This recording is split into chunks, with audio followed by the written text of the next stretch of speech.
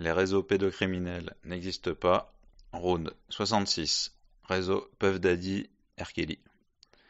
Arrestation de Puff Daddy, une des figures les plus controversées de l'Amérique.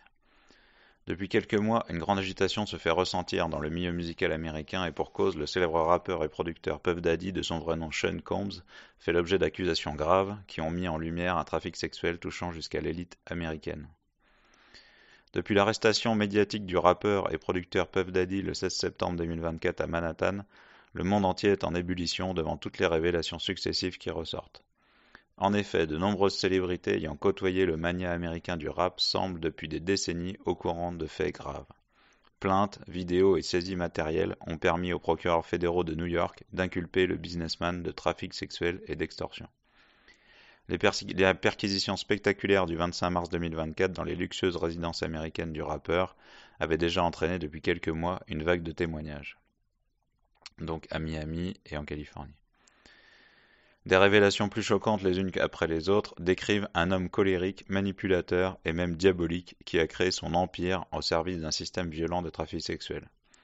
Le parquet fédéral de Manhattan affirme que l'homme d'affaires aura usé de son influence pour mener des activités illégales. Entre abus sexuels, menaces et accusations de meurtre, c'est la descente aux enfers pour Puff Daddy. Mais est-il le seul impliqué dans cette entreprise criminelle? Rappelons que Puff Daddy est reconnu comme un patron dans l'industrie musicale, il côtoyait l'élite allant de célèbres artistes de tout genre aux politiciens comme Joe Biden et Kamala Harris. Il était influent au point que l'ancien maire de Miami Beach, Philip Levin, avait décrété une journée honorifique à son nom, le Sean Diddy Combs Day, le 13 octobre 2016. Cette reconnaissance a été annulée par la ville de Miami le 26 juin 2024 depuis la série de procès et l'enquête fédérale sur les allégations de trafic sexuel.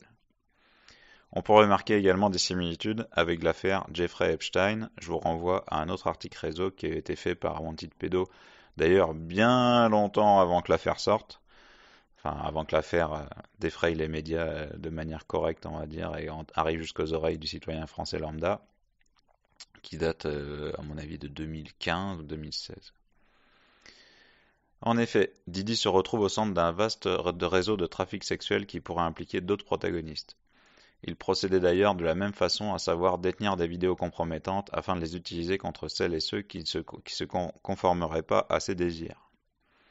Plus de 250 caméras cachées de surveillance ont été retrouvées dans sa maison lors de la perquisition. C'est dire les vidéos qui ont pu y être tournées et le nombre de personnalités mouillées et donc tenues.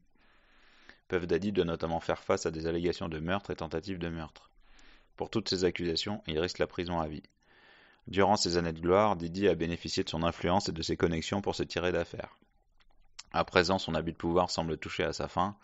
Dans cette affaire, plusieurs questions se posent. Quelles sont les personnes potentiellement impliquées dans ce réseau de trafic sexuel? Est-il connecté à d'autres réseaux? Va-t-il collaborer avec les fédéraux afin de bénéficier d'une réduction de peine et ainsi permettre à l'enquête de donner un grand coup de pied dans la fourmilière? Ou alors allons-nous assister à un autre suicide en prison, mystérieux et impossible, de Didi, tout comme Epstein, ou d'autres? L'enquête étant en cours, ces questions restent en suspens. Pour le moment, parlons des origines de l'entreprise criminelle de Didi. Success story de fils d'un dealer de drogue du quartier à star du rap.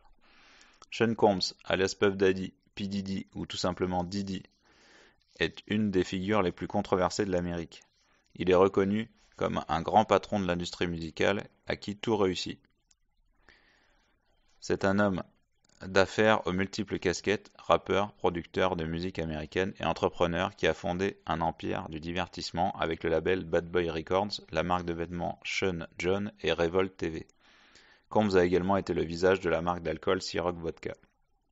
En 2015, sa fortune est estimée à 735 millions de dollars américains, ce qui fait de lui le rappeur le plus riche du monde. Il est né le 4 novembre 69 à New York. À seulement 1 an, il perd son père, Melvin Combs, dealer de drogue à Harlem, dans un affrontement qui a mal tourné. Je cite Didi. Mon père était un arnaqueur, c'était un trafiquant de drogue, a déclaré Combs à Revolt. J'ai sa mentalité d'arnaqueur, a-t-il rajouté. Sa famille déménage dans la ville du Mount Vernon, où Sean étudie dans une école privée dans laquelle il se place rapidement en leader intelligent et charismatique. Il réussit à intégrer l'université d'Howard, où dès sa première année, il organisait déjà des fêtes blanches, donc dans l'état de Washington DC. Il crée en parallèle un service de taxi pour ramener les étudiants après les fêtes. Pragmatique, ou bien Sean trempait déjà dans le trafic sexuel et de drogue. En 1989, son ami d'enfance Dwight Myers, alias EVD, rappeur à cette époque, présente Diddy au propriétaire d'Uptown Records, fondé en 1985 par André Harrell. Alors je reviens juste quand même parce que,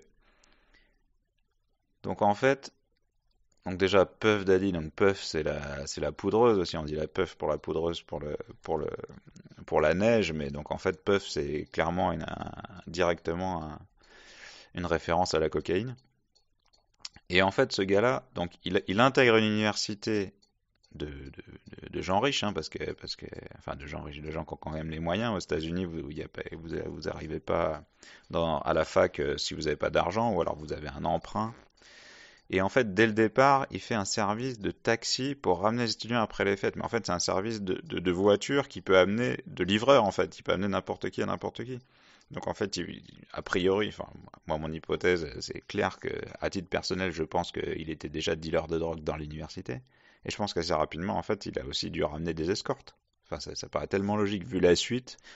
Et à Washington DC. Donc en fait, il compromet déjà toute la jeunesse des élites, en fait, de l'État où il y a le gouvernement. Vous imaginez comment, en fait, à mon avis, c'est par ce biais-là qu'il se fait tout de suite, en fait, son réseau et qui commence à tenir les gens. Et à tenir des gens et à avoir des amitiés, etc. Bon, c'est une hypothèse personnelle, mais ça paraît extrêmement logique. Je continue.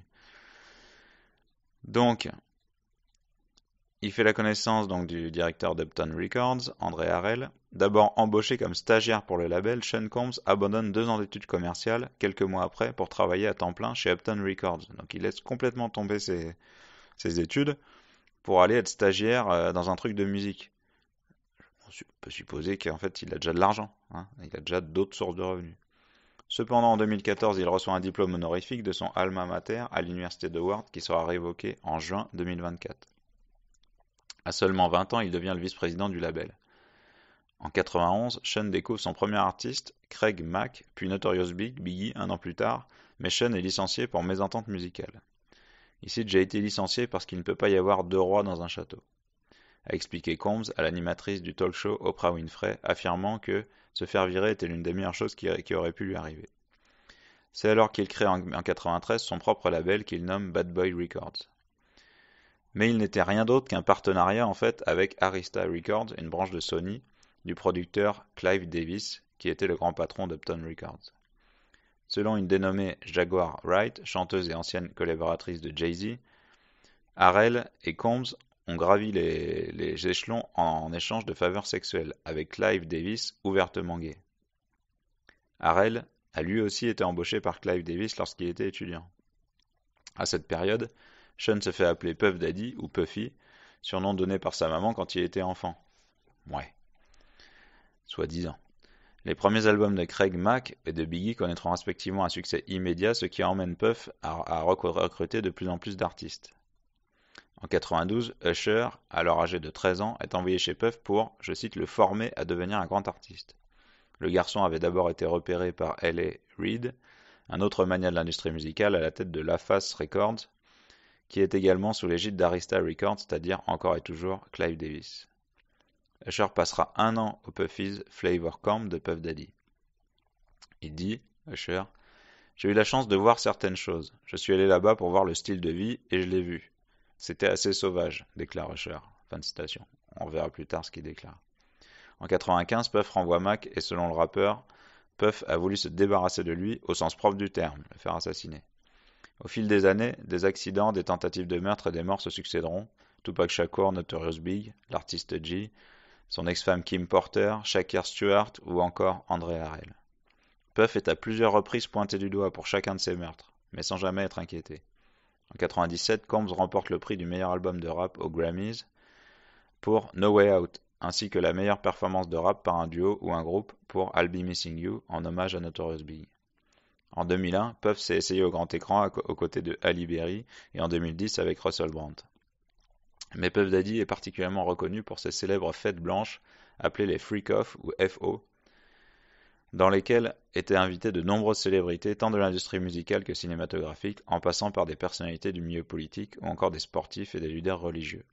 Ces fêtes se tenaient généralement le 4 juillet, le jour de l'indépendance. Il est d'ailleurs celui qui a organisé les toutes premières fêtes blanches dans les Hamptons en 98. Durant des années, le tout Hollywood se pressait aux soirées de Diddy. À présent, le monde entier se questionne sur ce qui s'est passé réellement. De nombreux témoignages refont surface. Certaines célébrités en profitent pour mettre en avant ce qu'elles dénonçaient depuis des années, quand d'autres s'enterrent dans le silence ou se cachent.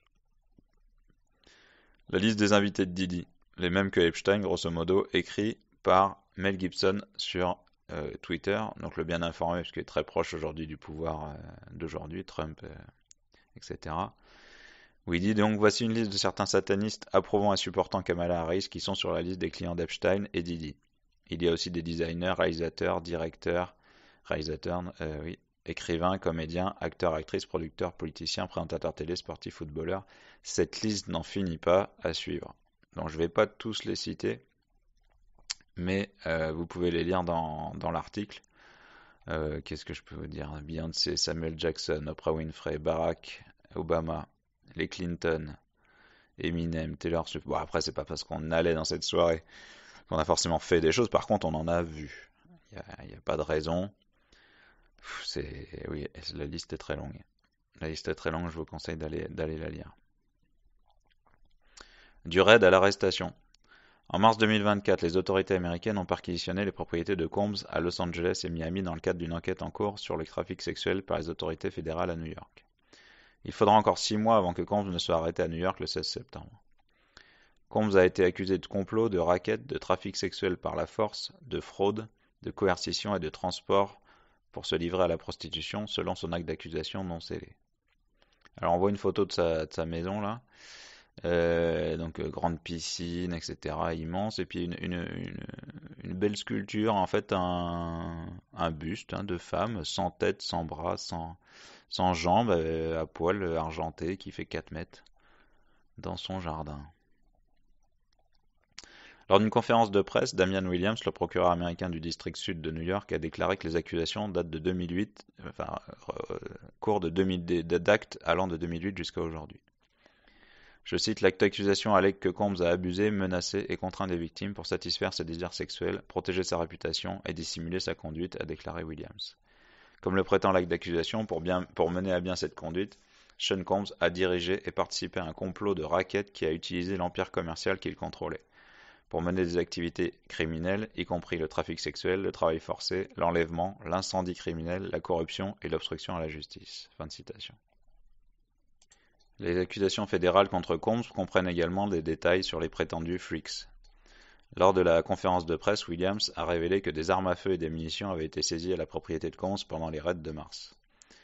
Des preuves des freaks-off ont également été saisies, y compris, je cite, des appareils électroniques qui contiennent des images et des vidéos des freaks avec plusieurs victimes et plus de 1000 bouteilles d'huile pour bébé.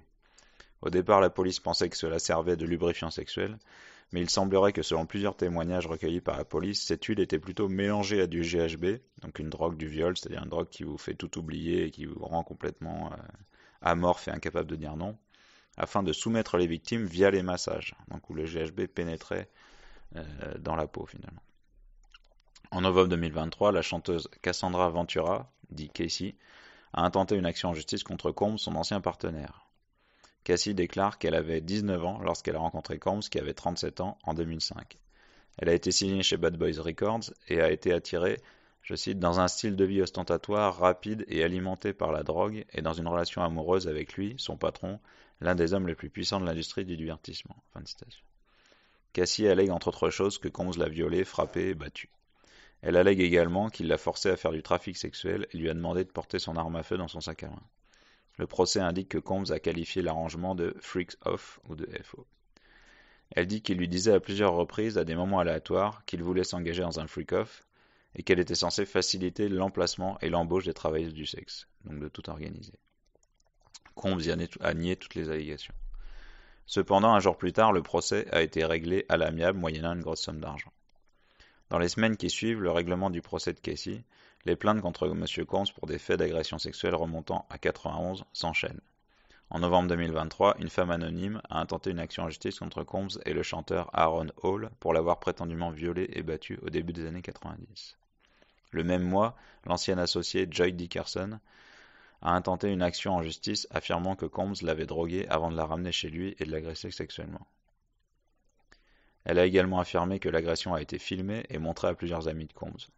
Une femme du nom de Lisa Gardner a déposé des documents judiciaires accusant M. Combs et un autre homme de l'avoir violée, elle et son amie, il y a plus de 30 ans, alors qu'elle n'avait que 16 ans. Elle a expliqué que M. Combs était devenu violent quelques jours après l'attaque, l'étouffant si fort qu'elle s'est évanouie.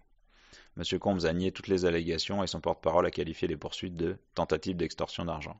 Mais oui, bien sûr. En décembre 2023, une autre femme a affirmé qu'elle avait été trafiquée et violée en groupe par Combs, l'ancien président de Bite Buzz Records, Harvey Pierre, plus connu sous le nom de Joe Hooker, et un autre homme en 2003 alors qu'elle avait 17 ans. Dans les documents judiciaires, la femme connue uniquement sous le nom de Jane Doe, donc anonyme, a allégué qu'elle avait reçu de grandes quantités de drogue et d'alcool avant l'agression et qu'elle souffrait tellement qu'elle pouvait à peine se tenir debout ou se souvenir de la façon dont elle était rentrée chez elle. En réponse, Combs a déclaré qu'il n'avait fait aucune chose horrible alléguée, tandis que monsieur Pierre, a déclaré que les allégations dégoûtantes étaient fausses et une tentative désespérée de gains financiers. En février 2024, le producteur de musique Rodney Jones Jr., qui a produit 9 titres sur le dernier album de Diddy, The Love Album of the Grid, a poursuivi Combs en février 2024, accusant la star d'avoir établi à plusieurs reprises un contact sexuel indésirable, en le forçant à embaucher des prostituées et à participer à des actes sexuels avec elles. Le 17 mai 2024, CNN a diffusé une vidéo de Combs agressant Casey, donc son ancienne femme, dans le couloir d'un hôtel, obligeant P. Diddy à s'excuser publiquement. On le voit nettement donc en serviette en train de la tabasser dans le couloir de l'hôtel. Le 21 mai 2024, Crystal McKinney, mannequin et actrice, a accusé Combs de l'avoir drogué et forcé à faire du sexe oral, donc une fellation, dans la salle de bain d'un studio d'enregistrement de New York en 2003. 2 jours plus tard, Combs a de nouveau été poursuivi par April Lampros, qui a allégué 4 cas d'agression sexuelle entre 1995 et 2000. April Lampros a affirmé qu'elle avait rencontré le musicien en 1994 alors qu'elle était étudiante au Fashion Institute of Technology, et qu'une relation initialement romantique s'est rapidement transformée en une relation agressive, coercitive et abusive basée sur le sexe. Dans un incident, elle a affirmé que la star l'avait forcée à prendre de l'ecstasy et à avoir des relations sexuelles avec sa petite amie de l'époque, à savoir Kim Porter. En juillet 2024, l'ancienne star du porno Adria English a affirmé qu'elle avait été préparée au trafic sexuel au fil du temps dans un certain nombre d'événements entre 2004 et 2009 lors des fêtes de M. Combs. Son avocat Jonathan Davis a répondu, je cite, peu importe le nombre de poursuites intentées, cela ne changera rien au fait que M. Combs n'a jamais agressé sexuellement ou fait de trafic sexuel à qui que ce soit. Fin de citation. Le 10 septembre 2024, Combs n'a pas assisté à une audience virtuelle pour un procès intenté contre lui par Derrick Lee Cardello Smith, un détenu du Michigan, qui a affirmé que la star l'avait drogué et agressé sexuellement lors d'une fête à Détroit en 1997. La non-présentation a conduit à un jugement par défaut contre Combs, qui a reçu l'ordre de payer 100 millions de dollars à M. Cardello Smith. Le jugement a ensuite été écarté après que les avocats de Puff Daddy ont fait appel. Ah, dommage, il a gagné 100 millions de dollars, mais non. Le 11 septembre 2024, la chanteuse Dawn Richard, qui avait rejoint le groupe de Diddy Dirty Money de 2009 à 2012, a intenté un procès alléguant des années d'abus psychologiques et physiques alors que Combs l'aidait à lancer sa carrière de chanteuse. Donc je cite, elle raconte une fête du 29 novembre 2009 à l'entrée de la maison de P. Diddy. On lui a pris son téléphone et on a demandé de passer au détecteur de métaux. Derrière le portail, une orgie. Une douzaine de femmes, dont certaines paraissaient mineures, apparaissaient complètement léthargiques ou évanouies pendant qu'il effectuait avec ses invités des actes sexuels sur elles. C'est un buffet, faites-vous plaisir, c'est comme ça qu'on fait la fête, disait-il. Il se plaît aussi à payer de bus entiers de jeunes femmes exotiques, comme des afro-asiatiques, des indonésiennes ou des albinos. Celles-ci viennent la plupart du temps du club de striptease du coin appelé le Booby Trap on the River à Miami.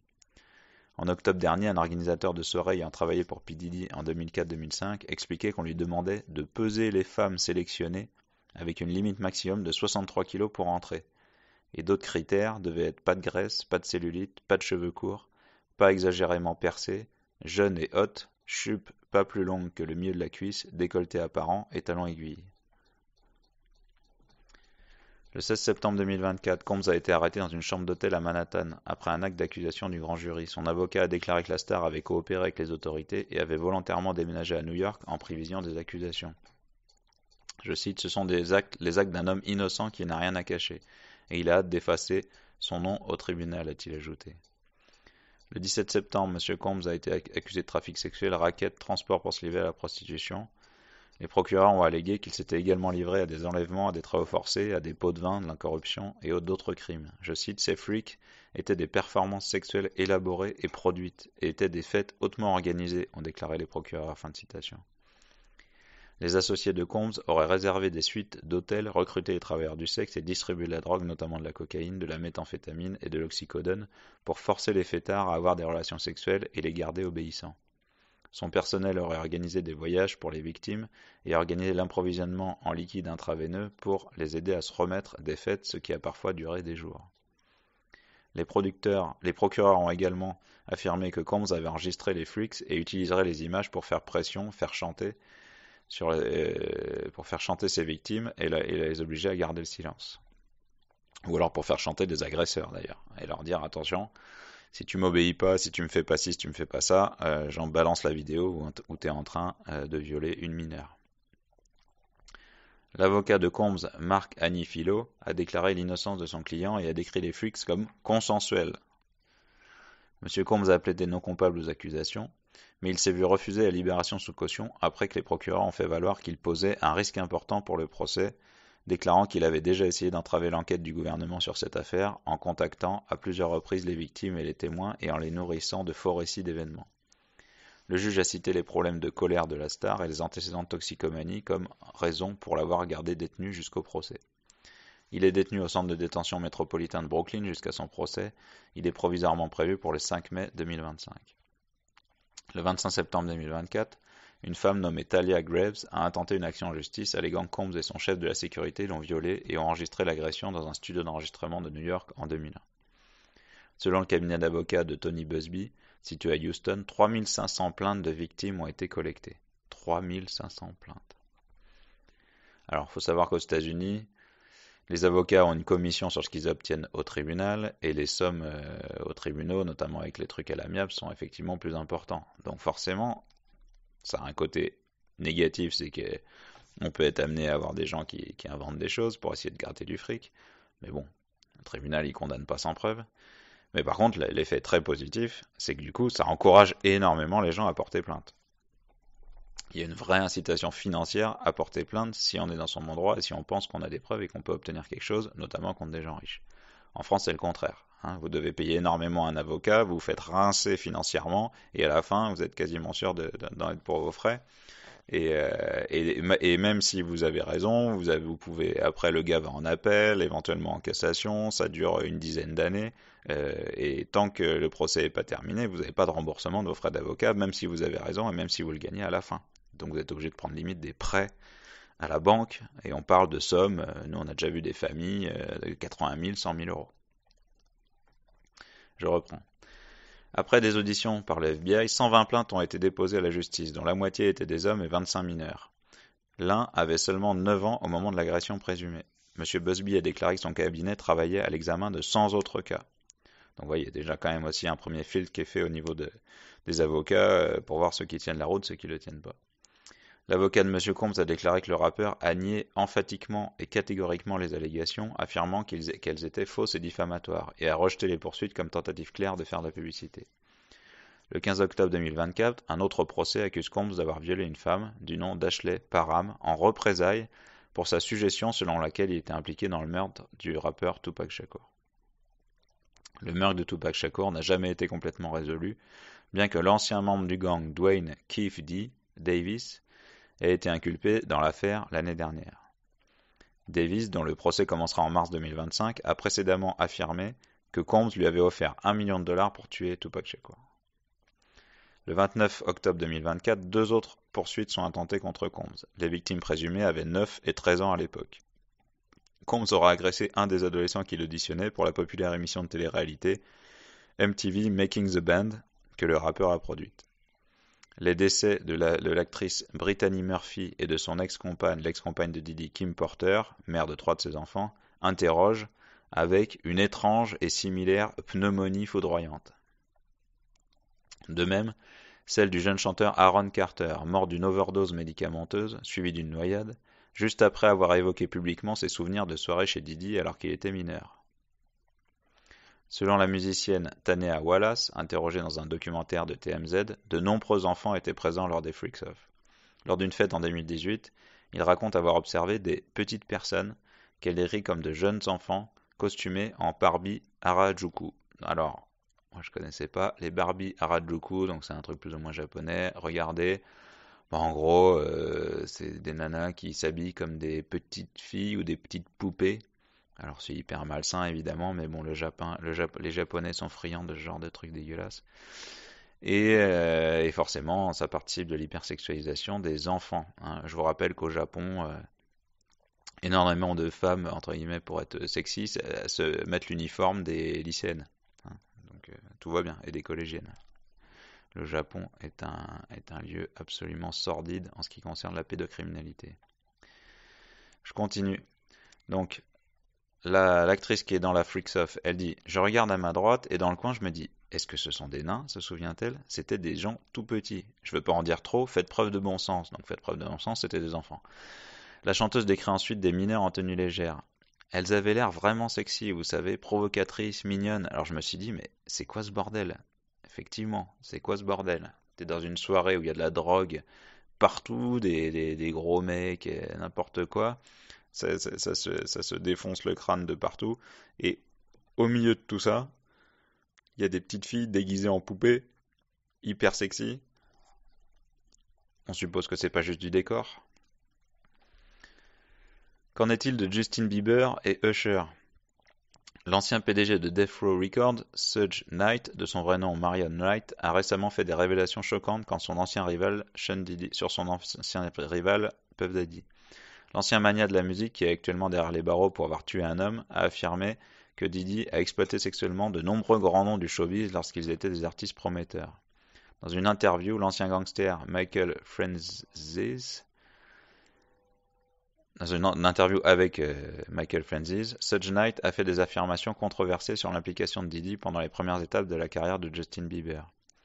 L'initiative de la connexion entre Diddy et Bieber n'était peut-être qu'une stratégie de la part de Scooter Braun, manager de Justin, pour avoir une crédibilité auprès de la communauté noire américaine, tout comme l'avait fait Justin Timberlake ou encore Robin Thicke. Car pour beaucoup, Diddy était considéré comme un middleman influent pour faire connaître les artistes. Mais Knight a allégué que Diddy a montré un niveau d'intérêt inquiétant pour le mentorat de Bieber lorsque le jeune artiste est arrivé pour la première fois sous sa direction. Non mais voyez les photos, c'est flippant. Il a en outre avancé que Puff emmenait Bieber en vacances alors qu'il était enfant et partageait des photos de lui sur Instagram. Je cite: « Aucun homme adulte n'est censé se défoncer, se droguer et boire avec des enfants. Il y avait des hommes adultes qui emmenaient Justin Bieber quand il était jeune pour des vacances romantiques, montrant des photos sur Instagram où il n'y a aucune femme, personne d'autre que des hommes adultes qui ont réussi leur vie, et au milieu ce petit enfant. » Suite à la récente arrestation de Diddy, de vieilles vidéos de ses interactions passées avec Justin Bieber ont refait surface en ligne. Malgré la controverse croissante, Bieber reste silencieux et n'a d'ailleurs pas porté plainte. Diddy est pointé du doigt concernant la souffrance de Justin Bieber ces dernières années, qui est dans des dépressions graves, mais il faut souligner que le jeune chanteur a été de nombreuses reprises agressé par plusieurs célébrités, et cela à la vue de tout le monde. Donc c'était pas le seul. Comme le montre la vidéo ci-dessous de Candace Owens. Il a seulement relevé quelques faits dérangeants auxquels il a assisté durant son séjour au Camp Flavor chez l'homme d'affaires, donc de la même manière que Usher. Alors, donc là on revient sur Usher, pardon. Usher qui détaille un petit peu plus ce qu'il a vu dans le camp d'entraînement pour jeunes stars, nana. Je cite: « Puff m'a introduit à un tout autre genre de truc, le sexe spécifiquement. Le sexe était tellement présent dans l'industrie. Il y avait toujours des filles dans le coin. Tu ouvrais là une porte, tu voyais quelqu'un en train de le faire, ou plusieurs personnes dans une pièce en train d'avoir une orgie. Tu ne savais jamais ce qui allait se passer. » Donc raconte Usher au magazine Rolling Stone. Néanmoins, l'ex-garde du corps de Diddy, Gene Deal, raconte à propos d'Usher, je cite: « Un soir, on a été obligé d'appeler le SAMU. J'ai personnellement déposé le gamin aux urgences de l'hôpital de Scardale, banlieue de New York. Il saignait entre les cuisses, il avait été dépucelé banalement et hurlait de douleur. » Fin de citation. Pour l'heure, nous assistons à une pléthore d'anecdotes autour de Didi de la part de ses anciens collaborateurs et de divers artistes qui semblaient au courant d'abus commis par le businessman. Mais pourquoi ne pas avoir dénoncé plus tôt? Peur de représailles ou appât du gain? Une des seules célébrités qui a laissé échapper au fil des années d'innombrables commentaires et fait des déclarations audacieuses sur le média de la musique au point de risquer sa carrière est l'animatrice Wendy Williams. En effet, dans les années 90, l'animatrice a été virée de la station de radio Hot 97 sous pression de Didi et du label Bad Boy Records car celle-ci s'apprêtait à sortir la preuve de l'homosexualité de Didi. Elle avait de plus été agressée par les chanteuses du groupe Total envoyées par Didi. En 2023, l'animatrice a été officiellement diagnostiquée pour une aphasie progressive primaire et une démence frontotemporale et elle est depuis lors sous tutelle. Le 16 janvier 2025, dans une des rares interviews de l'émission de radio populaire Breakfast Club, Wendy Williams a parlé de sa tutelle, mandatée par le tribunal, qui l'oblige à vivre dans un établissement de soins où elle déclare subir des abus émotionnels et avoir l'impression d'être en prison. Simple coïncidence ou mise à l'écart intentionnelle? Pourquoi Didi semble ne plus être intouchable? Selon Dr Umar Johnson, philosophe, conférencier et activiste panafricaniste entre autres, l'arrestation de Didi vient du conflit entre ces derniers et ses anciens collaborateurs, à savoir l'alcoolier Diageo, avec lequel le rappeur s'était associé avec les marques De Leon et Ciroc. En mai 2023, Didi a porté plainte contre le groupe britannique en l'accusant de discrimination raciale car il ne donnait pas autant de visibilité à ses produits qu'à d'autres marques du groupe. Dans un communiqué, Diageo avait affirmé que M. Combs a sapé à plusieurs reprises nos partenariats et menacé de diffamer publiquement Diageo si nous ne répondions pas à ses exigences financières déraisonnables. Fin de citation. Donc effectivement, on voit que c'est le côté mégalomane finalement qui l'a fait tomber, quoi. Il est allé trop loin. Il a réussi à se mettre à dos trop de gens, même s'il les donnait. Diageo rompt alors son contrat avec Sean Combs et les deux parties trouvent un accord qui fait que Diageo, le seul propriétaire de Leon et de Ciroc, et met ainsi fin à cette bataille juridique. Mais c'est là que les problèmes commencent pour Didi. Cassandra Ventura, donc Cassie, porte plainte quelques mois après, suivie de 3 autres femmes. En passant un accord à l'amiable avec Cassie, Puff a laissé savoir qu'il traînait des casseroles. L'accord entre Didi et Diageo se fait en janvier 2024. En mars, les maisons des producteurs étaient perquisitionnées. Simple coïncidence ou vengeance d'un géant britannique qui domine avec ses marques d'alcool sur 180 pays. Les freaks-off de Didi en Europe. Le volet français? Donc la vidéo ci-dessous de Juste Milieu est plutôt complète sur le volet français de l'affaire P. Diddy, paru jusque-là, notamment dans le magazine Society du 18 décembre 2024. Je vous la mets. En gros, on y trouve une liste de personnalités impliquées dans les fêtes freaks-off en France. La première fois, c'était à Saint-Tropez en 2006, au Nikki Beach, donc inspiré des soirées blanches qui existaient en France, c'est là qu'il a trouvé son inspiration. Mais également au Maroc, où il a fait l'anniversaire de ses 33 ans en novembre 2002 au palais Bahia de Marrakech pendant 5 jours financé par le roi Mohamed VI. En plein ramadan, 1000 caisses de champagne Crystal Roderer et de tequila, des saladiers d'ecstasy et de cocaïne, 3 avions de ligne privatisés affrétés depuis New York, Londres et Paris pour amener les invités. On cite Tobey Maguire, Naomi Campbell, Ivana Trump, Elton John, Jamel Debbouze, dont une soirée chez lui. Une soirée donc chez Jamel Debbouze qui a un palais au Maroc. Jean-Édouard Lipa, donc de Love Story, si, bien celui-là. Joe Star, Gérard Depardieu, Marjolaine Buy qui va témoigner après. Donc Marjolaine Buy, pour ceux qui connaissent, de la télé-réalité de Greg le Millionnaire, étudiante à l'époque. Si. Je cite, donc Jean-Édouard. Des filles très jeunes, peut-être 15-16 ans, se baignent dans une piscine de la taille d'un étang. Des soirées à $1 million financées habituellement par des grandes entreprises américaines comme Sony, Microsoft, MAC, des cosmétiques, ou NSI, alcool et spiritueux. Je cite. Donc là, c'est Marjolaine Buy. Sur la scène tout là-haut, Didi flash sur ma robe pailletée à bretelles et mes spartiates que j'ai aux pieds. Tout va très vite. Il descend de l'estrade, me tend la main, et il me dit « Come with me, viens avec moi ».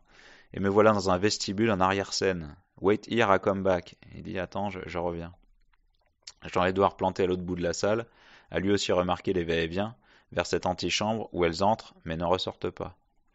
Dans la pénombre, j'analyse la situation, il y a 6 meufs, des canons, et je commence à prendre peur parce que je vois Naomi Campbell et le mannequin espagnol Esther Cañadas complètement perchés, très très hype. Je me demande ce que je fous là et en fait, il n'y a rien à boire ou à manger, juste des meufs défoncées et des gros gardes du corps. Je prétexte une envie d'aller aux toilettes. L'un des gorilles se plante devant moi et me demande « Tu vas où ? Tu reviens parce qu'il t'attend ?» Puis il me laisse passer. Avec le recul, j'ai tiré 2 leçons de cette soirée. Et donc elle arrive à s'enfuir. Toujours surveiller son verre, et c'est toujours du donnant-donnant. Quand tu profites de la fête, tu bois de l'alcool, et que tu dois payer en retour, et je sais que le prix c'est mon cul. Alors, il faut faire un choix. Tu restes ou tu t'en vas, mais ce soir-là j'ai dû m'enfuir. Marjolaine Buy. Je vous ai mis quelques photos, où il y a Jamel Debbouze, Depardieu, etc.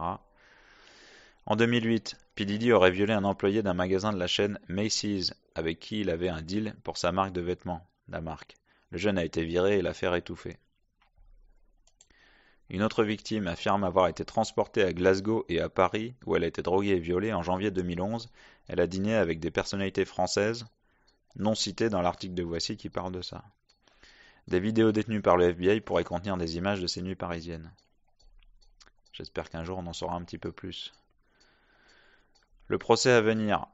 Le début du procès pénal du rappeur a été fixé au 5 mai 2025. En attendant, il reste incarcéré à New York, au centre de détention de Brooklyn, où il a formulé plusieurs demandes de libération qui ont toutes été rejetées. Le rappeur de 55 ans ne cesse de clamer son innocence.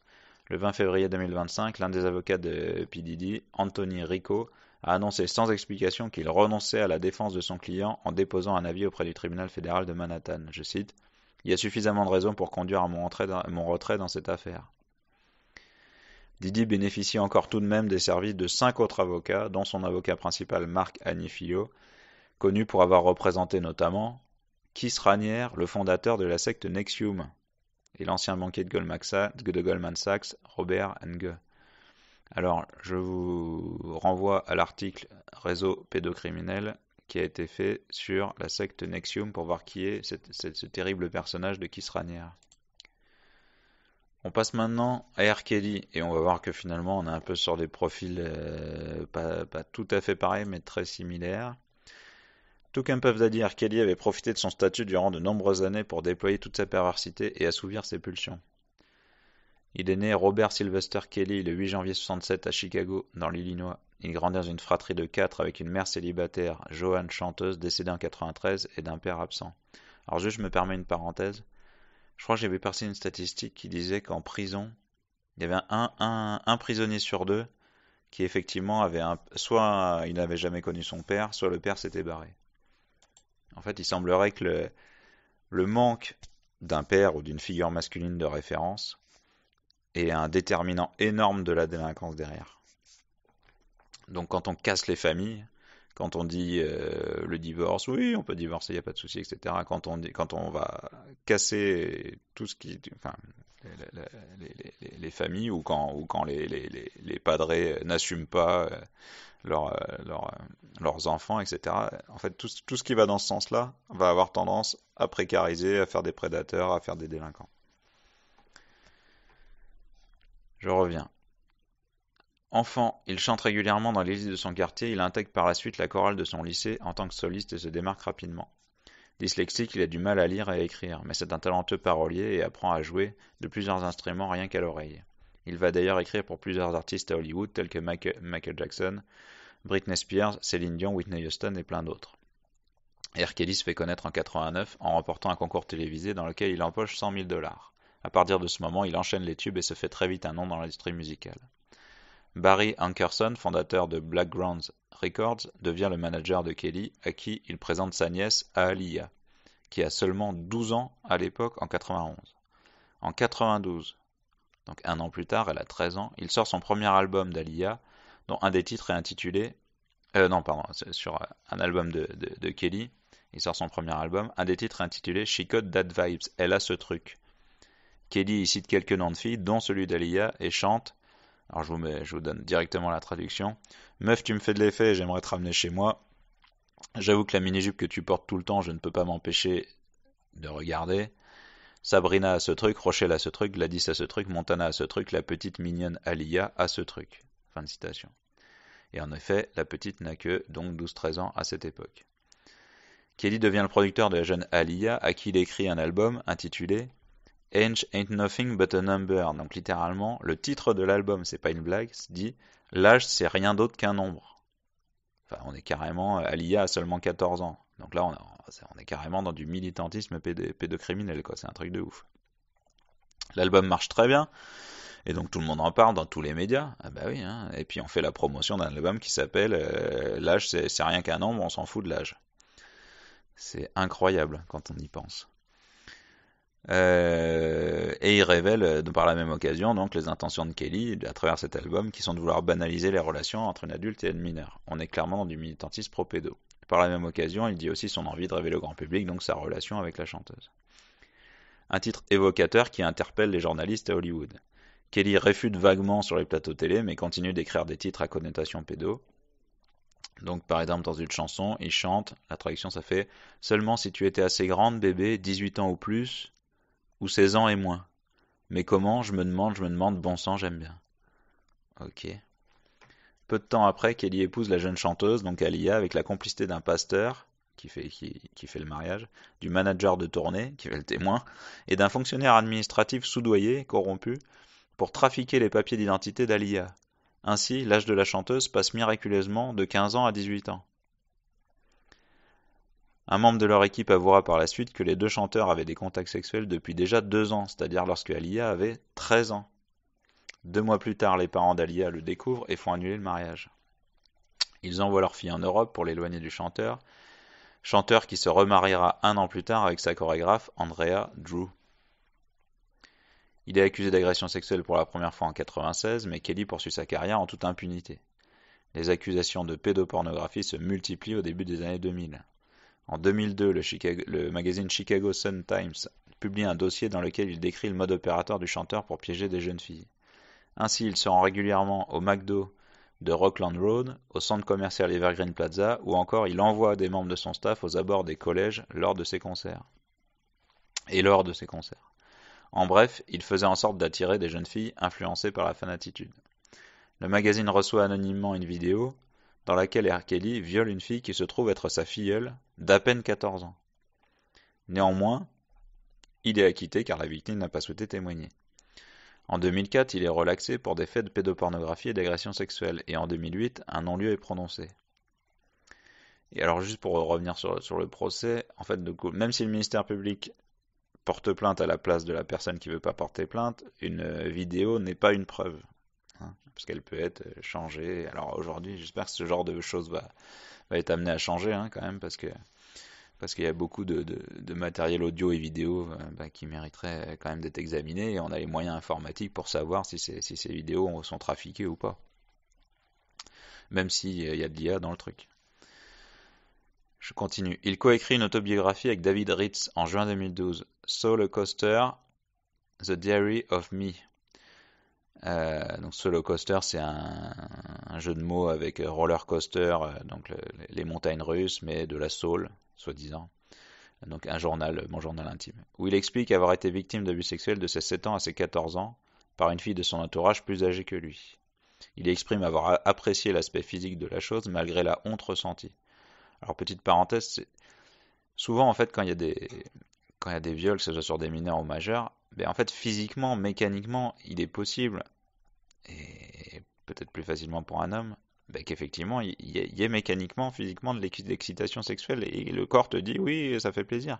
Alors que ta tête est en train d'être violée, ta tête elle te dit c'est horrible. Et en fait, il y a ce truc entre les deux qui fait que tu te dis, mais en fait, j'ai consenti. Voilà, en gros, si j'ai bandé, c'est que je me faisais pas violer. Et pour les femmes, pareil, hein, c'est assez terrible, quoi. Évidemment, évidemment que ça reste un viol, et évidemment que c'est pas parce qu'il y a ces doutes, entre guillemets, de la part de la victime, ou ces confusions entre le corps, la tête, etc., que pour autant c'est pas un viol et que la victime n'est pas une victime. Kelly n'a jamais caché son intérêt pour les mineurs dans ses chansons qui sont très explicites. Pratiquement tout Hollywood ainsi que les membres de son staff savaient qu'il utilisait sa notoriété pour attirer des mineurs. Plus les années passaient, plus les accusations d'agression sexuelle, de corruption et même de séquestration pesaient sur le chanteur. Pendant longtemps, il était parvenu à les faire taire avec des accords financiers prévoyant des clauses de confidentialité, donc à l'amiable. Il a fallu attendre la diffusion d'une série documentaire Surviving R. Kelly, Survivre R. Kelly, en janvier 2019, Donc il y a 15 épisodes sur 3 saisons, alors je l'ai trouvé que en anglais. Donc c'est ci-dessous, vous avez le lien pour que ce prédateur soit inculpé et emprisonné. Je reviens 2 secondes sur les accords financiers, donc c'est quand même une exception incroyable donc, de la justice américaine. C'est-à-dire que, voyant que tu vas être condamné, tu as la possibilité de proposer à la victime de lui donner plus d'argent que ce qu'elle obtiendrait devant un tribunal pour que finalement il n'y ait pas de condamnation et qu'il n'y ait pas de casier et qu'il n'y ait pas de problème avec ta réputation. Et ça, c'est un truc de dingue. Ça veut dire que les riches ont le droit, si la victime est d'accord, de sauver financièrement leur réputation et de, on va dire, préventivement ne pas avoir de casier judiciaire. Parce que c'est quand même ça. Je ne sais pas si vous vous rendez compte de ce pays. Enfin bref. En février 2019, Kelly est inculpé dans 10 affaires d'abus sexuels sur 4 adolescentes. En mars 2019, il est libéré sous caution après avoir versé 100 000 $. Mais 4 mois plus tard, il est de nouveau arrêté pour une série de chefs d'accusation fédéraux qui remontent à 1994, à savoir la corruption d'un fonctionnaire de l'État chez qui il avait obtenu donc la fausse carte d'identité pour épouser Alia, détournement de mineurs dans plusieurs États, exploitation sexuelle et travaux forcés. À la fin de son procès en 2021, finalement, Kelly est reconnu coupable de toutes les accusations. Il fait appel contre l'accusation de trafic sexuel de mineurs, et finalement, en juin 2022, trop de preuves, trop de choses, trop de témoins, pas moyen de tous les soudoyer visiblement, il est condamné à 30 ans de prison par un tribunal fédéral à New York.